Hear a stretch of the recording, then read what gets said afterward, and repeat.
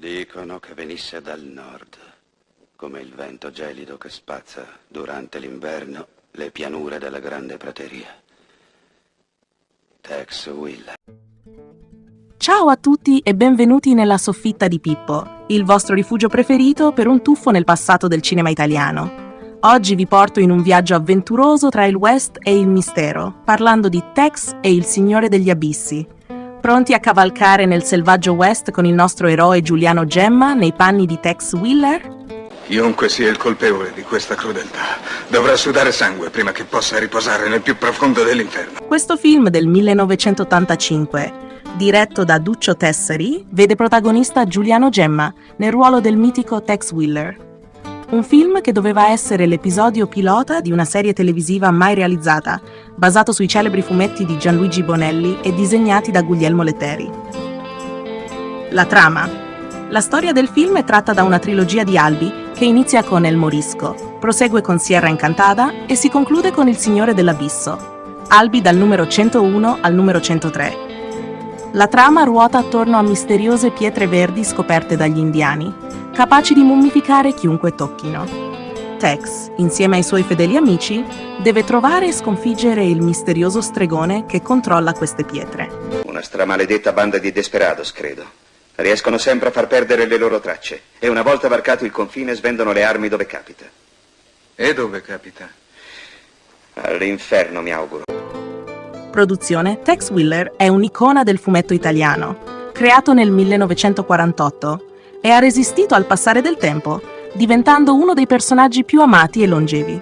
I primi tentativi di adattare le sue avventure al cinema risalgono alla fine degli anni 60, ma solo nei primi anni 80, con Duccio Tessari alla regia, il progetto prese forma. Giuliano Gemma, già collaboratore di Tessari in film come Una pistola per Ringo, venne scelto per incarnare Tex.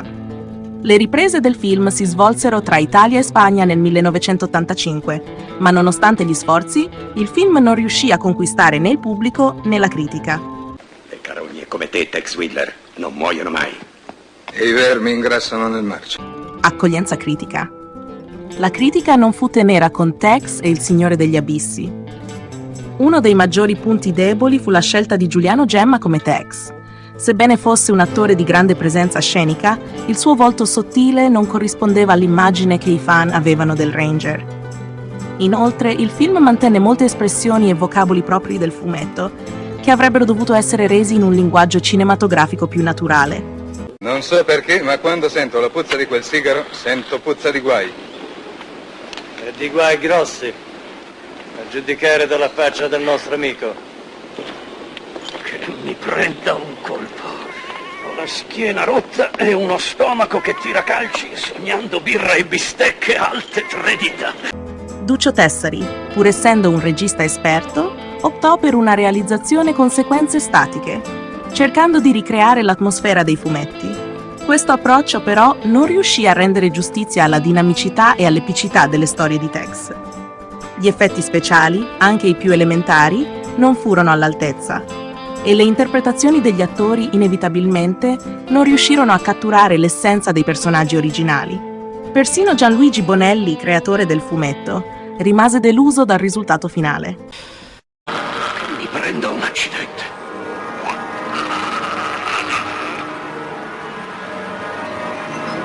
Citazioni e riferimenti.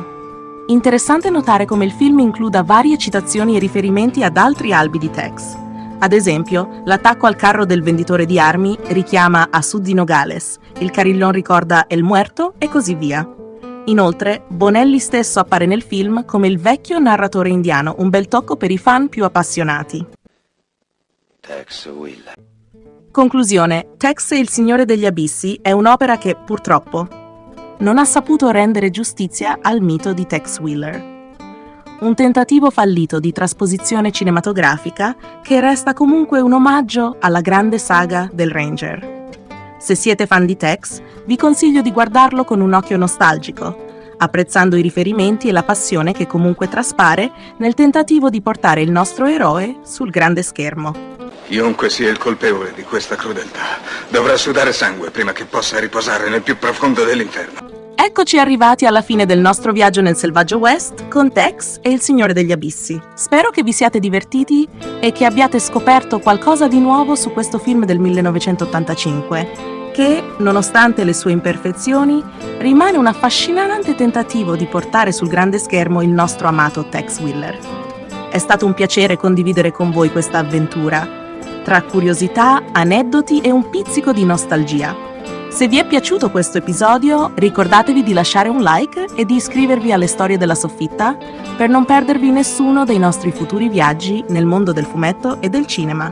Sono 3 giorni che mastichiamo polvere inutilmente. Forse hanno seguito la pista ad ovest dell'Alamito River. E in questo caso, i segnali di Tiger. E adesso tocca a voi. Quale fumetto vorreste esplorare nel prossimo episodio? Scrivetecelo nei commenti, perché è grazie ai vostri suggerimenti che possiamo rendere ogni puntata sempre più interessante e coinvolgente. Alla prossima avventura! Ciao e a presto!